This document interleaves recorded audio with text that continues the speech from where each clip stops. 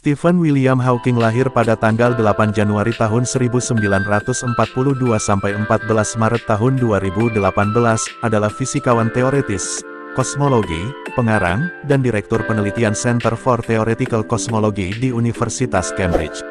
Karya-karya ilmiahnya meliputi kolaborasi bersama Roger Penrose tentang teorema singularitas gravitasi dalam kerangka relativitas umum dan prediksi teori bahwa lubang hitam mengeluarkan radiasi, biasa disebut radiasi Hawking.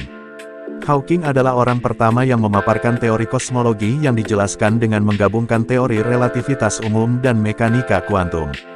Ia adalah pendukung interpretasi multidunia teori mekanika kuantum.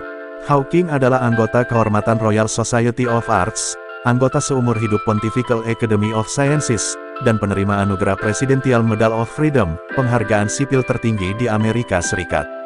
Pada tahun 2002, Hawking menempati peringkat 25 dalam jajak pendapat 100 Greatest Britons oleh BBC.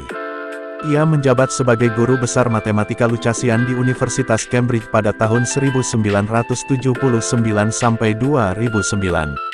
Ia dikenal sebagai penulis buku sains populer yang membahas teorinya sendiri dan kosmologi secara umum. Bukunya, A Brief History of Time, masuk daftar buku terlaris Britania Raya versi Sunday Times selama 237 pekan. Hawking mengalami sklerosis lateral amiotrof yang lambat, dini, dan langka, juga dikenal sebagai penyakit saraf motorik atau penyakit Lou Gehrig yang melumpuhkan tubuhnya secara perlahan selama puluhan tahun. Sepanjang hidupnya, ia berkomunikasi menggunakan satu otot pipi yang tersambung dengan alat bicara. Hawking meninggal dunia tanggal 14 Maret tahun 2018 pada usia 76 tahun. Pada tahun 2006, Hawking mengajukan pertanyaan terbuka di internet, di dunia yang mengalami kekacauan politik, sosial, dan lingkungan, bagaimana cara umat manusia bertahan hidup sampai 100 tahun berikutnya. Ia kemudian mengklarifikasi, "Saya tidak tahu jawabannya. Itu sebabnya saya bertanya supaya masyarakat memikirkan hal ini dan sadar akan bahaya yang kita hadapi saat ini." Hawking khawatir bahwa kehidupan di bumi terancam oleh perang nuklir mendadak, virus yang mengalami rekayasa genetik, pemanasan global, dan ancaman lain yang belum kita ketahui.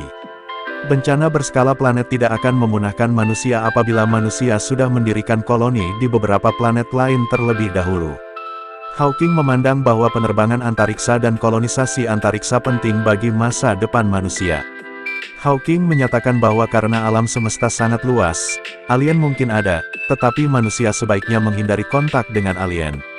Ia memperingatkan bahwa alien mungkin menguras sumber daya di bumi. Pada tahun 2010, ia mengatakan, apabila alien berkunjung ke sini, dampaknya kurang lebih seperti ketika Columbus mendarat di benua Amerika yang malah merugikan penduduk pribuminya. Hawking mengingatkan bahwa kecerdasan buatan super cerdas sangat berperan penting dalam menentukan nasib umat manusia. Ia menyatakan, peluang manfaatnya sangat besar. Penciptaan kecerdasan buatan akan menjadi peristiwa terpenting dalam sejarah manusia dan mungkin peristiwa terakhir, kecuali kita belajar menghindari risikonya. Hawking berpendapat bahwa virus komputer perlu dipertimbangkan sebagai benda hidup baru. Ia mengatakan, mungkin virus komputer merupakan pertanda sifat manusia. Satu-satunya benda hidup yang kita ciptakan sejauh ini bersifat merusak. Kita menciptakan kehidupan sesuai sifat kita sendiri. Dalam Google Zeitgeist Conference tahun 2011, Hawking mengatakan bahwa filsafat sudah mati. Ia percaya bahwa para filsuf belum sanggup mengejar perkembangan sains modern, dan para ilmuwan menjadi sosok terdepan dalam estafet pencarian pengetahuan manusia.